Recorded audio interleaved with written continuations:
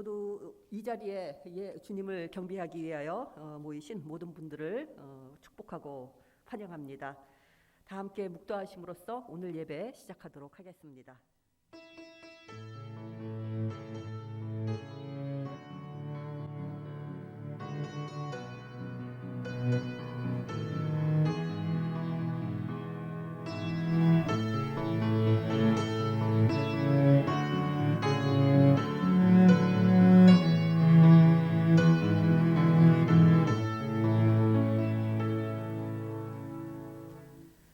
여호와여, 주의 인자하심이 하늘에 있고 주의 진실하심이 공중에 사무쳤으며 주의 의는 하나님의 산들과 같고 주의 심판은 큰 바다와 같으니이다. 하나님이여, 주의 인자하심이 어찌 그리 보배로우신지요. 사람들이 주의 날개 그늘 아래 피하나이다. 그들이 주의 집에 있는 살찐 것으로 풍족할 것이라. 주께서 주의 복락의 강물을 마시게 하시리이다. 진실로 생명의 원천이 주께 있사오니 주의 빛 안에서 우리가 빛을 보리이다. 아멘. 모두 자리에서 일어나셔서 찬송 17장 부르시겠습니다.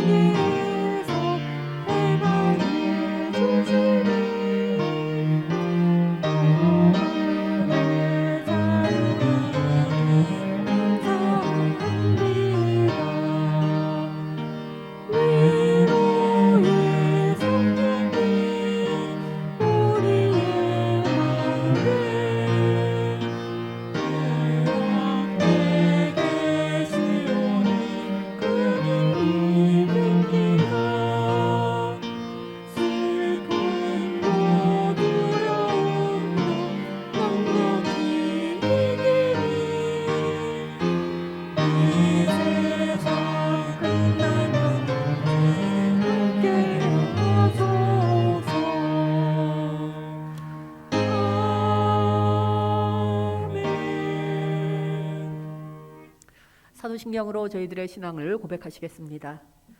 나는 전능하신 아버지 하나님 천지의 창조주를 믿습니다. 나는 그의 유일하신 아들 우리 주 예수 그리스도를 믿습니다.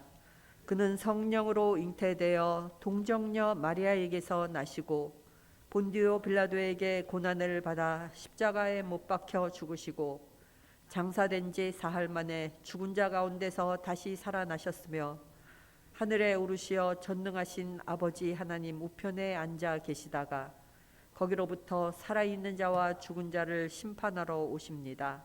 나는 성령을 믿으며 거룩한 공교회와 성도의 교제와 죄를 용서받는 것과 몸의 부활과 영생을 믿습니다. 아멘. 네, 다 함께 교독문 교독하시겠습니다. 하나님이여, 주의 인자를 따라 내게 은혜를 베푸시며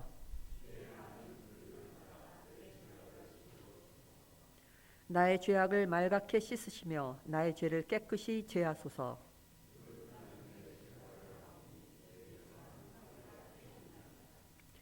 내가 주께만 범죄하여 주의 목전에 악을 행하였사오니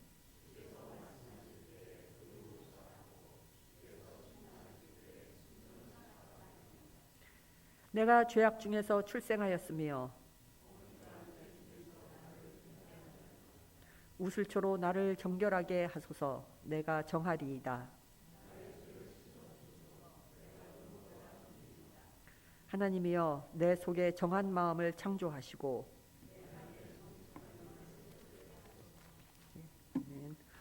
이 시간은 저희들이 하나님과 이웃을 향해 지은 저희들의 죄를 고백하며 침묵 기도를 드리도록 하겠습니다.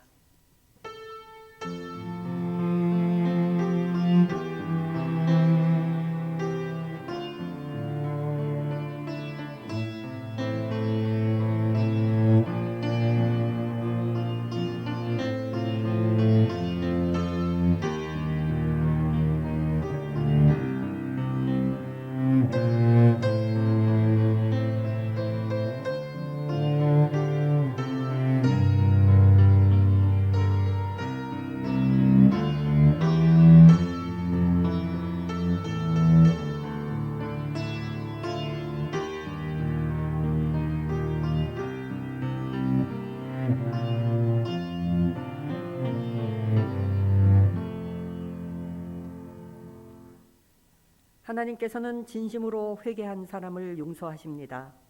그러므로 예수 그리스도 안에 있는 사람은 정죄 당하지 않습니다. 그것은 예수 그리스도께서 우리를 죄와 죽음의 세력에서 해방시키셨기 때문입니다. 그러므로 나는 성부와 성자와 성령의 이름으로 지금 우리가 고백한 모든 죄가 용서받았음을 선언합니다. 아멘. 자리에 앉아주시기 바랍니다. 찬송 434장 부르시겠습니다.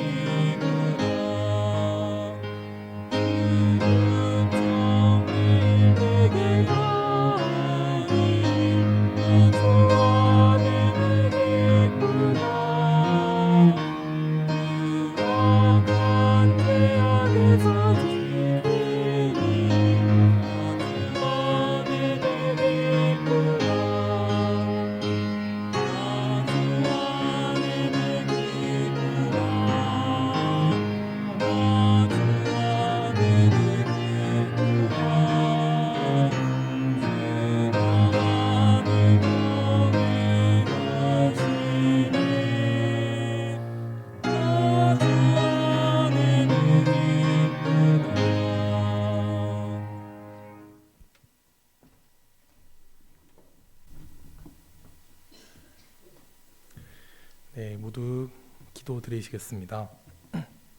하나님 감사합니다. 오늘도 주님 앞에 나오게 하시고 주님 말씀 듣게 하시고 또 우리를 향한 하나님의 음성 듣게 하심에 감사드립니다. 드려질 말씀 속에 사람의 생각이 있다면 모든 것 감춰주시고 말씀 안에 거하시는 주님의 은혜 그리고 주님의 말씀을 저희 마음 속에 남을 수 있도록 도와주십시오. 주님 기도하는 우리에게 복음의 열정 그리고 감사 그리고 격려가 있도록 해주시고 각자에게 주어진 사명 우리가 기억할 수 있게 해주세요. 그 사명을 가볍게 여기지 아니하고 우리가 주님의 종으로 살아갈 수 있는 힘을 저희에게 주세요. 저희가 살면서 알게 모르게 저지른 수많은 죄, 허물들을 이 시간을 통해 회개할 수 있도록 허락해 주시고 저희의 잘못 용서하여 주십시오. 그리고 저희가 다른 사람의 의견에 귀 기울이는 데 인색하진 않았는지, 마음을 다치게 하진 않았는지 다시 한번 되돌아보고 자기 성찰을 할 수 있는 용기를 주십시오. 이 시간 예배를 주관하시는 목사님께 은혜 주셔서 전하시는 말씀을 통해 저희가 위로받을 수 있도록 해주시고 저희의 믿음이 더욱 깊어져 영혼이 풍성해질 수 있도록 은혜 더하여 주십시오. 어느 곳에 있든지 항상 우리와 함께함을 믿으며 이 모든 말씀 우리 주 예수 그리스도의 이름으로 기도드립니다. 아멘.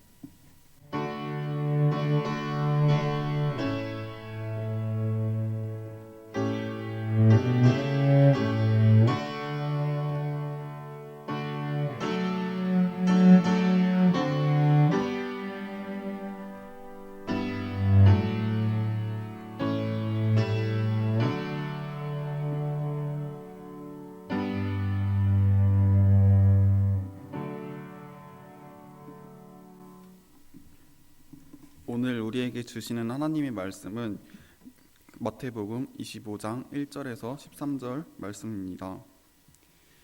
그때의 천국은 마치 등을 들고 신랑을 맞으러 나간 10 처녀와 같다 하리니 그 중에 5은 미련하고 5은 슬기 있는 자라.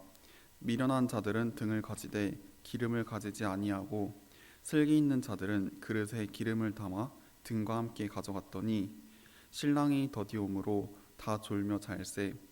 밤중에 소리가 나되 보라 신랑이 들어온다. 맞으러 나오라 하매 이에 그 처녀들이 다 일어나 등을 준비할세. 미련한 자들이 슬기 있는 자들에게 이르되 우리 등불이 꺼져가니 너희 기름을 좀 나눠달라 하거늘 슬기 있는 자들이 대답하여 이르되 우리와 너희가 쓰기에 다 부족할까 하노니 차라리 파는 자들에게 가서 너희 쓸 것을 사라 하니 그들이 사러 간 사이에 신랑이 오므로 준비하였던 자들은 함께 혼인잔치에 들어가고 문은 닫힌지라. 그 후에 남은 처녀들이 와서 이르되 주여 주여 우리에게 열어주소서. 대답하여 이르되 진실로 너희에게 이르노니 내가 너희를 알지 못하노라 하였느니라. 그런즉 깨어있으라. 너희는 그날과 그때를 알지 못하느니라. 아멘. 이것은 하나님의 말씀입니다.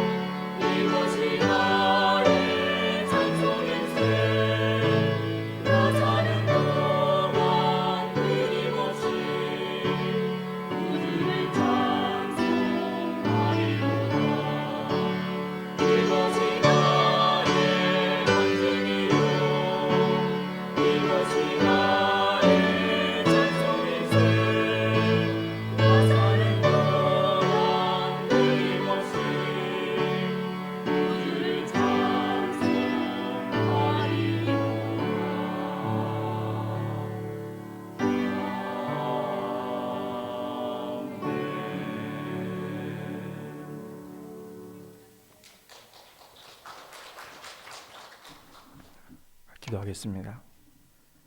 사랑이 많으신 아버지 하나님, 오늘도 말씀을 통해 당신의 음성을 듣게 하옵소서.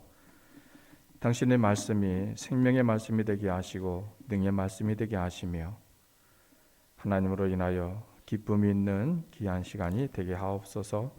예수님의 이름으로 간절히 기도하옵나이다. 아멘. 오늘 성령 강림 후 24번째 주일입니다. 성서 일과를 보면 구약 성경은 여호수아서 24장 1절부터 3절 상반절과 14절부터 25절의 말씀이고, 서신서의 말씀은 데살로니가전서 4장 13절부터 18절의 말씀, 그리고 복음서의 말씀은 오늘 본문의 말씀입니다. 마태복음 25장 1절부터 3절. 오늘 이 말씀들을 통해서 깨어 있음이라고 하는 제목으로 함께 은혜를 나누고자 합니다. 김태정이라고 하는 여류 시인이 있습니다. 1963년생인데 2011년 전남 해남에서 세상을 떠났습니다. 김사인 시인은 김태정이라고 하는 시에서 그녀를 순수한 서울 여자, 서울 가난뱅이라고 하면서 할머니 할아버지들 곁에서 겁 많은 귀뚜라미처럼 살았을 것이다. 길고 느린 시간이 천천히 흘러가는 것을 마루 끝에 앉아 지켜보았을 것이다. 한 달에 5만 원도 안 쓰고 지냈을 것이다. 핸드폰도 인터넷도 없이 시를 써 장해내는 일도 부질없어 조금만 먹고 거북이처럼 조금만 숨을 쉬었을 것이다 라고 하면서 그녀가 살던 집 허른 장독강과 경첩 망가진 부엌문에서 조문을 했습니다. 그녀가 남긴 시집 물풀의 나무 생각하는 저녁의 첫 번째 시 제목이 뭐냐면 호마이카상입니다. 이제 너를 갈아치울 때가 되었나 보다. 내가 낡아서가 아니야. 실증 나서는 더더욱 아니야. 20년 가까운 세월을 함께 해온 내가 이젠 무서워졌다. 무서워졌다. 나의 무표정까지 거뜬히 읽어낼 줄 아는 내가. 너를 펼쳐놓는 순간부터 시를 쓸지 책을 읽을지 아니면 밥을 차려 먹을지 내 행동을 점칠 줄 아는 내가 무서워졌다. 그런데 그녀의 시를 계속 읽어가다 보면 호마이카상 앞에서 도무지 감춰지지 않는 자신에 대한 불편함이 곳곳에 묻어납니다. 책상도 되고 밥상도 되는 내 앞에서 시도 되지 못하고 밥도 되지 못하는 나의 현재가 문득 초라해졌다. 시가 밥을 속이는지 밥이 시를 속이는지 죽도 밥도 아닌 세월이 문득 쓸쓸해졌다. 자신의 그 시시한 자존심 때문에 이제 너를 갈아치울 때가 되었나 보다라고 속내를 털어놓는 그녀의 시를 읽어보면서 어쩌면 가난한 시인으로서 더 무섭게 깨어 있었을 그녀의 짧은 일생이 궁금해지기도 합니다. 좋은 자존심이란 그렇게 우리 자신을 깨어 있게 하는 자존심인 것 같습니다. 책상도 되고 밥상도 되는 내 앞에서 시도 되지 못하고 밥도 되지 못하는 나의 현재가 문득 초라해졌다라고 불편해하는 그 마음이 바로 깨어 있는 마음입니다. 문득 우리 자신을 돌아보게 됩니다. 입동을 닷새나 지나 이미 겨울로 들어섰는데 한 해의 종말이 다시 서슬퍼렇게 다가오는데 시인처럼 자기 상태의 초라함에 불편해하는 그 깨어있는 자존심이 과연 남아있기는 한지, 그리고 그 불편해하는 자존심이 마침내 나를 깨어있게 만들고 있는지 여러 가지로 마음이 쓰여지는 그러한 겨울입니다. 오늘 성서 일과는 우리를 현재에 진단하고 우리를 일깨워 일으키는 메시지로 가득 차 있습니다. 구약의 본문은 죽음을 앞둔 늙은 여호수아가 이스라엘 백성들 향해서 마지막 유언을 남기는 장면입니다. 여호수아는 그동안 신앙의 지조를 잃어버리고 여러 우상 사이를 기웃거리며 살아온 사람들에게 이제는 여호와를 경외하며 온전함과 진실함으로 그를 섬기라고 간곡하게 당부를 합니다. 또 서신서에서 사도 바울은 데살로니가 성도들을 향해서 예수께서 죽으셨다가 다시 살아나신 것을 믿는 성도들은 소망 없는 다른 이들처럼 살면 안 된다라고 하면서 다시 한번 그들의 상태를 일깨워 주고 있습니다. 그리고 복음서에서 주님은 비유를 통해서 슬기의 등불을 밝히고 그날과 그때를 깨어 기다리라고 당부를 하고 있습니다. 그래서 오늘 성서 일과의 공통 주제는 깨어 있음이라고 말할 수 있습니다. 오늘 복음서를 통해서 마태는 우리에게 시간의 덧없음이 가슴을 파고들수록 나의 남겨진 생에 대해서 다시 한번 깊이 성찰할 것을 권고하고 있습니다. 오늘 본문 1절에 보면 그때의 천국은 마치 등을 들고 신랑을 맞으러 나간 열 처녀와 같다 하리니 그랬습니다. 사실 깨어있음이라고 하는 주제는 여기에서 갑자기 부각된 것은 아닙니다. 이미 앞에 있는 두 개의 비유, 즉 24장 43절 44절에 깨어있는 집주인의 비유와 24장 45절부터 51절에 깨어 주인을 기다리는 종의 비유에서 그 중요성이 서서히 강조되어지고 오던 그 중에 오늘 복음서인 열 처녀의 비유에 이르러서 마침내 절정을 이루고 있습니다. 오늘 복음서에 나오는 열 처녀는 신랑을 기다리는 신부의 친구들입니다. 이제 그녀들은 신랑이 도착하게 되어지면 신부와 함께 신랑을 영접해서 등불을 켜고 신랑의 집으로 떠나는 연등 행렬을 벌이게 됩니다. 문제는 신랑이 언제 도착할지 알 수 없다라고 하는 것입니다. 10명의 처녀는 신부와 함께 신랑을 기다리다가 신랑의 행차가 지연되자 그만 졸음을 이기지 못하고 하나하나씩 잠이 들게 됩니다. 2절부터 5절에 그 중에 5은 미련하고 5은 슬기 있는 자라. 미련한 자들은 등을 가지되 기름을 가지지 아니하고 슬기 있는 자들은 그릇에 기름을 담아 등과 함께 가져갔더니 신랑이 덜이 오므로 다 졸며 잘세. 사건은 바로 여기에서부터 시작이 됩니다. 신부와 친구들이 모두 깊이 잠들 무렵 한밤중에 그만 신랑이 왔습니다. 성경은 그때의 상황을 아주 극적으로 전해주고 있습니다. 기름을 충분히 준비해 두었던 슬기 있는 처녀들은 신랑을 맞이해서 함께 혼인잔치에 들어갔지만 기름을 준비하지 못했던 미련한 처녀들은 뒤늦게 허둥대며 기름을 채워왔지만 이미 잔치집의 문이 닫힌 후였습니다. 사실 이것은 매우 결정적인 방심이었습니다. 주님은 이후의 상황을 애처롭게 이렇게 들려주고 있습니다. 11절 12절에 그 후에 남은 처녀들이 와서 이르되 주여 주여 우리에게 열어주소서. 대답하여 이르되 진실로 너에게 이르노니 내가 너희를 알지 못하노라 하였느니라. 초기 기독교인들은 이 비유를 읽으면서 이것이 무엇을 의미하는지를 잘 알았을 것입니다. 여기에서 신랑은 바로 예수님이십니다. 사실 아직도 제자들에게는 잊을 수 없는 장면이 하나 있었습니다. 부활하신 예수님께서 하늘로 승천하실 때에 그 모습을 쳐다보고 있는 제자들 향해서 흰 옷 입은 두 사람이 한 말입니다. 사도행전 1장 10절 11절에 어찌하여 서서 하늘을 쳐다보느냐?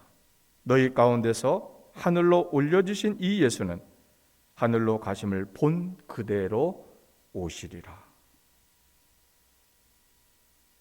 이 말씀은 제자들에게 희망이 됐고 기다림의 이유가 됐습니다. 이후로 제자들은 이 말씀을 믿고 하루같이 예수님을 기다려왔습니다. 그런데 그들의 기대와 달리 예수님은 오시지 않았고 시간은 속절없이 흘러만 갑니다. 그들은 자신들이 살아있을 때에 예수님이 재림하신다라고 굳게 믿고 있었는데 예수님의 재림이 지연되면서 내심 당황하기 시작을 했습니다.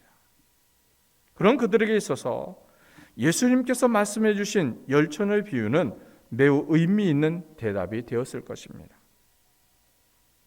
예수님의 재림을 기다리는 신자로서 자신들이 갖추어야 할 태도가 무엇인지를 이 비유를 통해서 말씀을 해주고 계시기 때문입니다.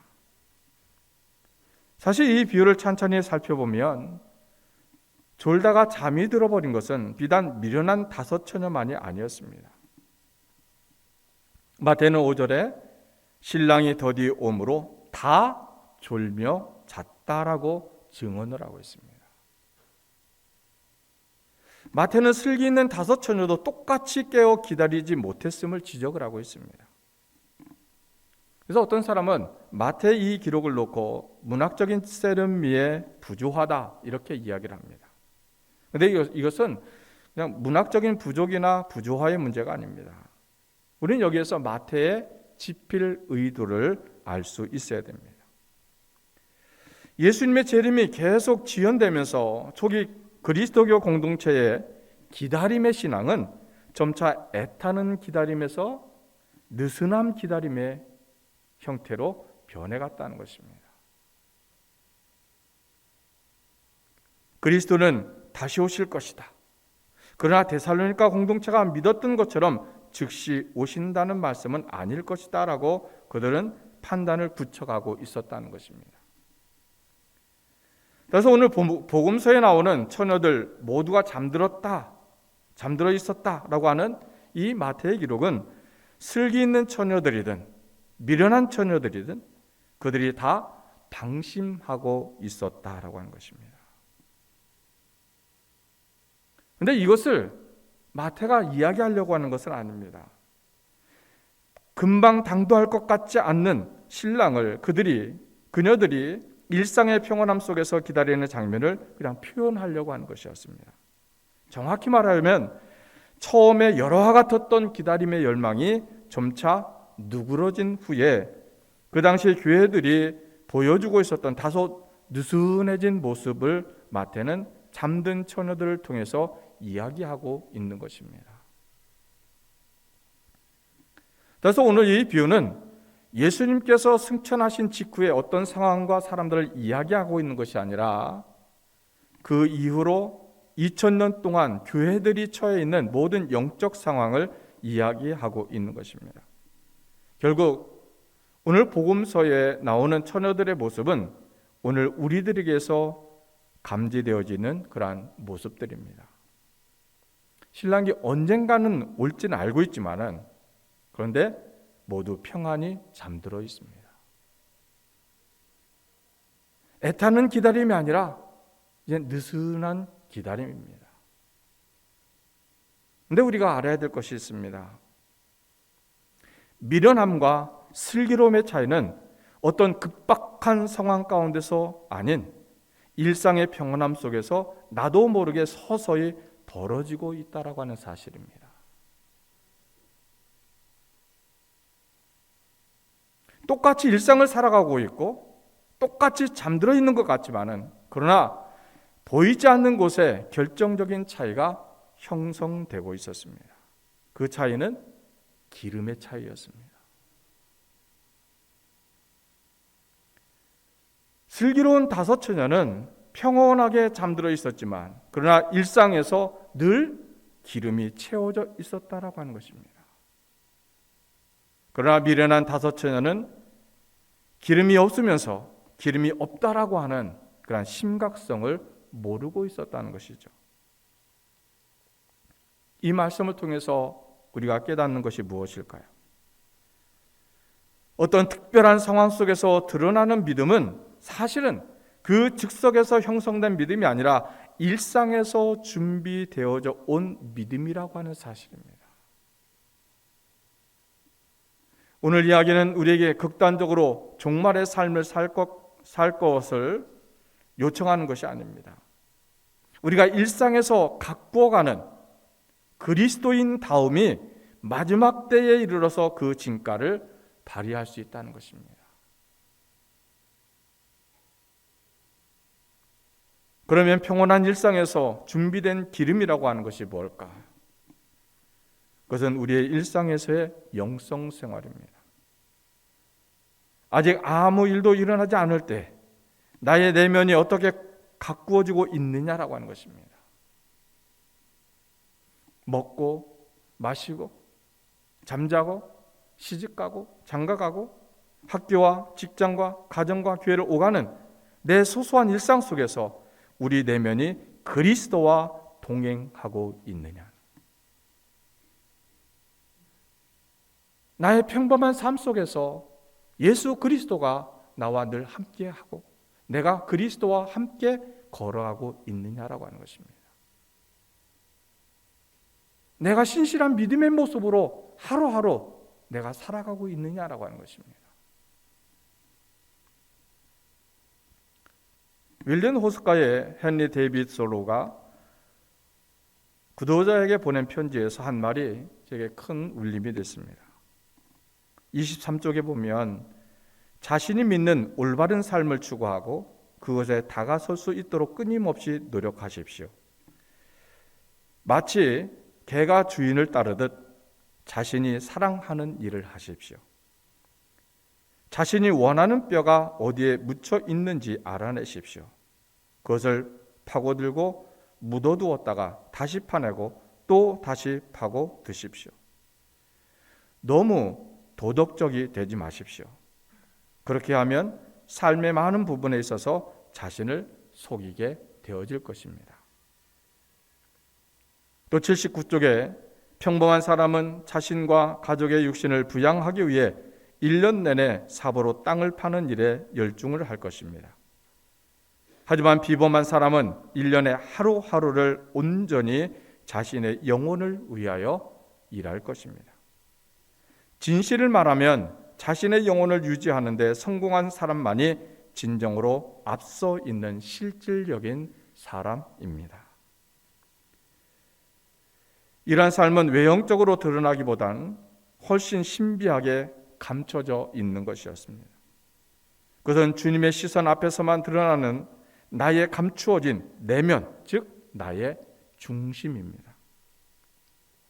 주님은 우리의 그 중심을 보시는 것입니다.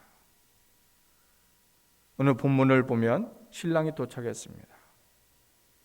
이때 우리 내면의 허울이 다 드러납니다.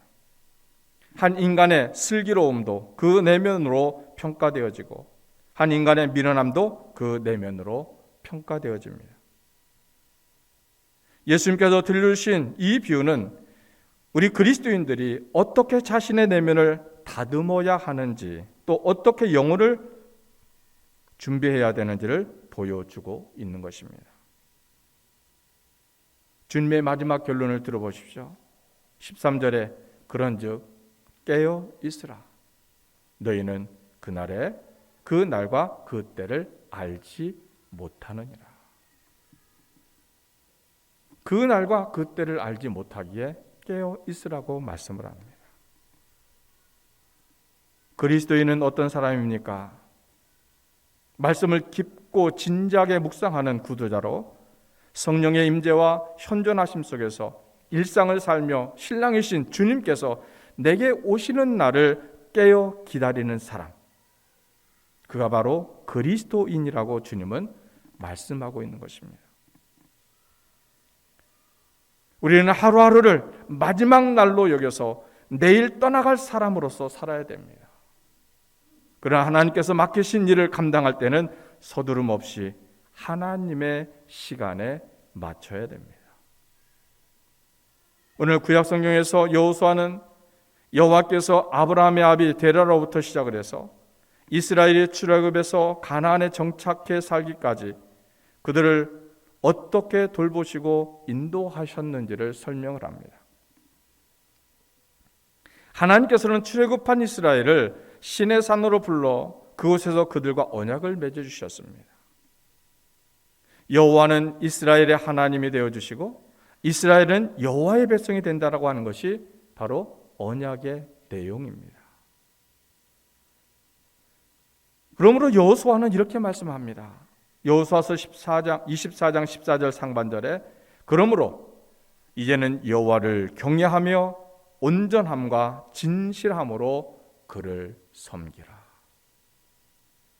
인류는 두 역사를 뿌리로 하고 있습니다.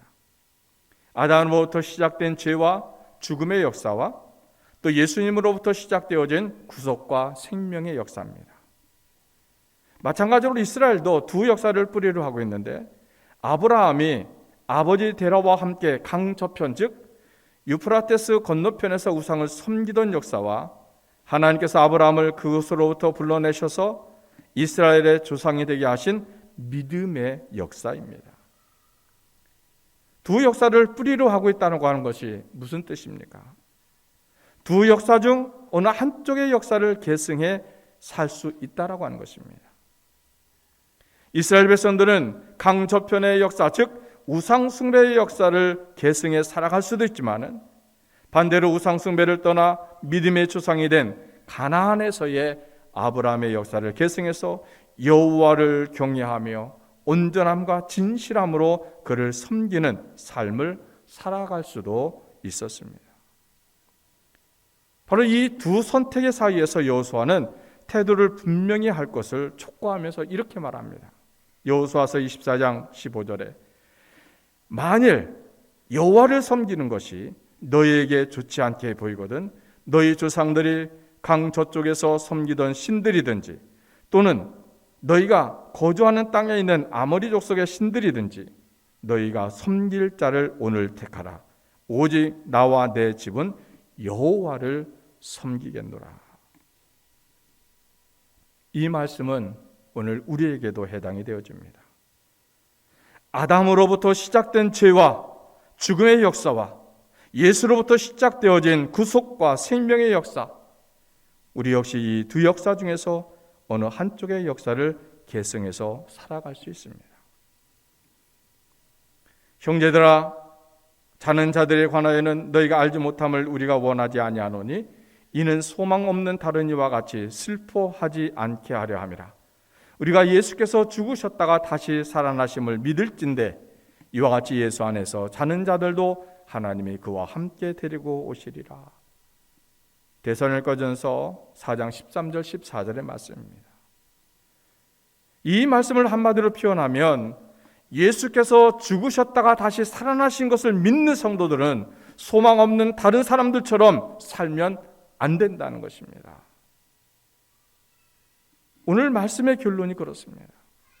미련한 다섯 처녀처럼 살지 말고 슬기 있는 다섯 처녀처럼 살아야 된다. 아담의 역사를 따라 본능대로 살지 말고 예수의 역사를 따라 믿음으로 살아야 된다는 것입니다. 너를 펼쳐놓는 순간부터 시를 쓸지 책을 읽을지 아니면 밥을 차려 먹을지 내 행동을 점칠 줄 아는 내가 무서워졌다. 내 앞에서 시를 쓴다는 것이, 내 앞에선 거짓말을 못한다는 것이 무서워졌다. 오래된 호마이카상 하나 놓고 내 행동을 점칠 줄 아는 내가 무서워졌다. 내 앞에선 거짓말을 못하는 것이 무서워졌다라고 하는 시인은 그렇게 이러지도 저러지도 못하는 자기 우유부단함을 불편해하는데, 심지어 우리는 살아계신 하나님, 내 중심을 뚫어보시는 하나님 앞에서도 전혀 불편함을 못 느끼는 것이 아닙니까? 시인과 같은 맑은 영적 감수성, 시인과 같은 깨어있는 감수성이 우리를 살게 할 것입니다.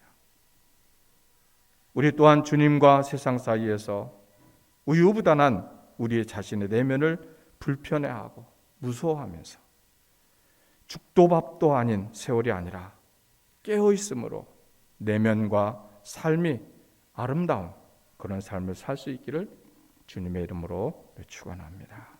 기도하겠습니다.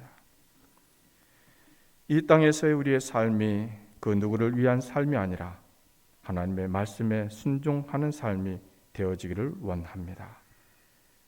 나의 행동 하나하나가, 입술로 내뱉어지는 한마디 한마디가 내가 하나님의 사람이라고 하는 존재감 속에서 진실함이 있게 하여 주시옵소서. 나로 인하여 실망하고 실족하지 않도록 늘 사랑과 헌신과 섬김이 있게 하옵소서. 우리가 때로는 하나님의 이름으로 믿음이라고 하는 미명 아래 행해지는 어리석은 행동들을 깨닫게 하옵소서. 예수님처럼 남을 위해 온몸을 온전히 버리며 그저 값없이 사랑을 주고 남을 위해 살 수 있는 저희들이 되게 하옵소서. 입술로만 주여 주여 하는 자가 되지 않게 하옵소서. 보여지는 거룩함에 회개하게 하여 주옵소서. 주님 오시는 그날까지 기름을 늘 준비하며 살았던 슬기로운 처녀들처럼 온전히 주님의 사랑으로만 겸손함으로 진실함으로 사랑함으로 살아서 주님 오심에 함께 천국 잔치에 참여할 수 있는 귀한 저희들이 되게 하여 주옵소서. 예수님의 이름으로 간절히 기도하옵나이다. 아멘.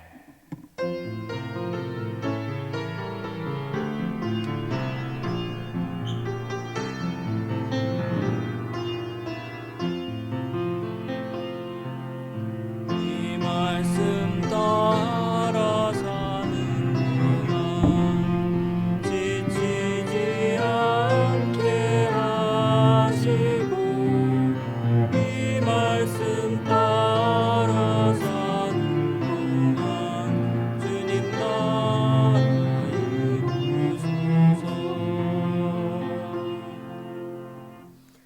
예, 봉헌 및 찬송 하시겠습니다.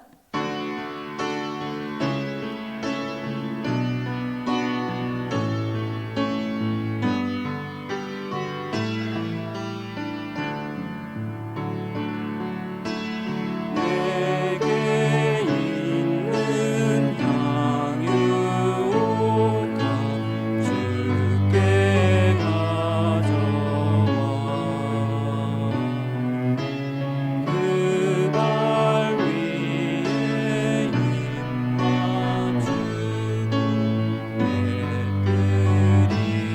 내드립니다. 주님 다시 이 땅 위에 임하실 그때 주의 크신 사랑으로 날 받아주소서. 기도 드리시겠습니다. 사랑과 은혜의 주님, 결점 많고 부족한 것이 많은 저희들임에도 저희들의 삶을 주님께서 주시는 좋은 것으로 채워주시고 또한 저희들이 걸어가야 할 바를 알려주심으로 주님 안에서 부족함 없게 살게 하시니 감사드립니다. 이 시간 주님께 간구드립니다. 저희들 영적으로 항상 깨어있게 하여 주시고 저 일상생활 속에서 저희들의 마음과 언행과 생활을 순간순간 되돌아보게 하여 주시옵시고 그리하여 저희들의 삶이 영적 기름이 떨어지지 않는 삶, 주님을 닮아가는 그러한 삶을 살게 하여 주시옵소서. 이 시간 주님께서 저희들에게 베풀어 주신 한없이 크신 은혜에 감사드리며 저희들의 마음과 정성을 모아 예물을 바칩니다. 이 예물을 주님께서 기쁘게 받아 주시옵시고 이 예물을 통하여 주님의 영광이 드러나게 하여 주시옵시고 또한 주님의 은혜의 빛이 이 세상에 환하게 비추는 일에 이 예물이 쓰여지게 하여 주시옵소서. 이 모든 말씀 예수님 이름으로 기도드립니다. 아멘. 성도의 교제 시간입니다. 주위에 계신 분들과 인사 나누어 주시기 바랍니다.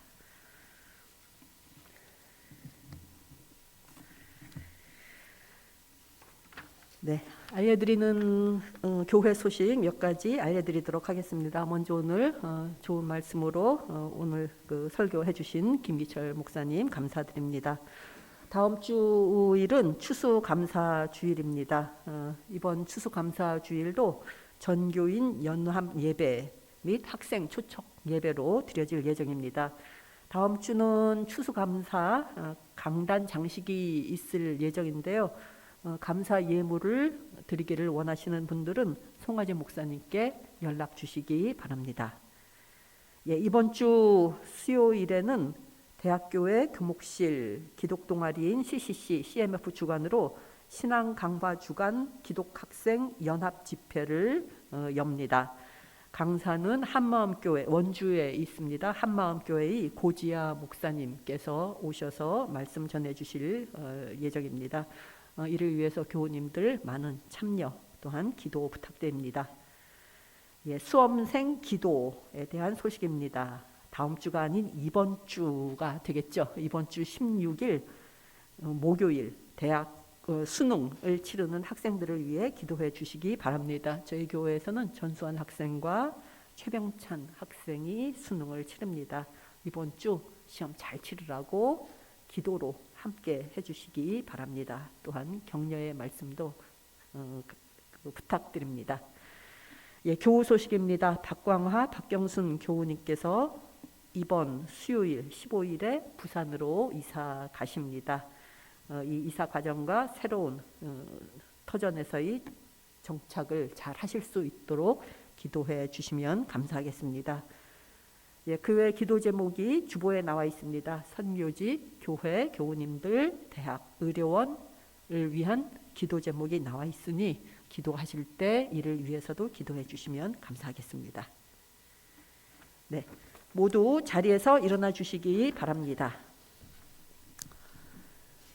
예수 그리스도 안에서 새 생명을 얻은 여러분에게 권고합니다. 게으른 사람들을 훈계하고 소심한 사람들을 격려하며 약한 사람들을 붙들어주고 모든 사람들을 인내로 대하십시오. 여러분 중에서는 악을 악으로 갚는 사람이 하나도 없도록 하고 언제나 남에게 선을 행하도록 힘쓰십시오. 항상 기뻐하십시오. 늘 기도하십시오. 어떤 처지에서든지 감사하십시오. 이것이 그리스도 예수를 통해서 여러분에게 보여주신 하나님의 뜻입니다. 아멘. 성자의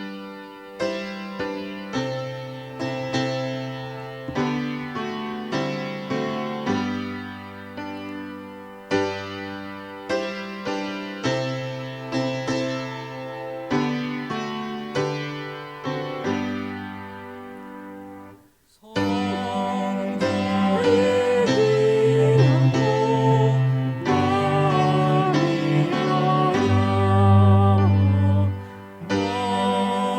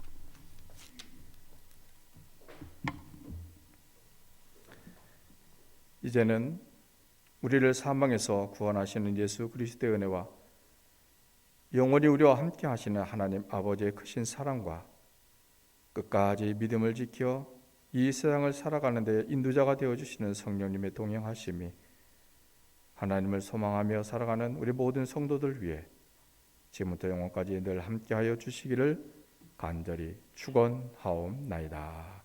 아멘.